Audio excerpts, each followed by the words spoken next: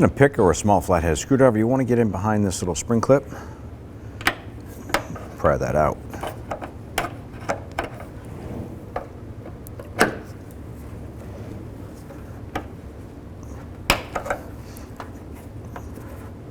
And pop that clip right here.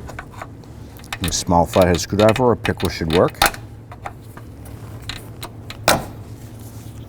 All right, so with this clip slid down, you can go ahead and lift the hood and slide this off. You want to be able to support the hood while you go ahead and replace this unit. You go ahead and just take your new unit, slide that on, and it should snap right on. Grab the top unit, line that up, and just squeeze that on. Should snap right on just like that.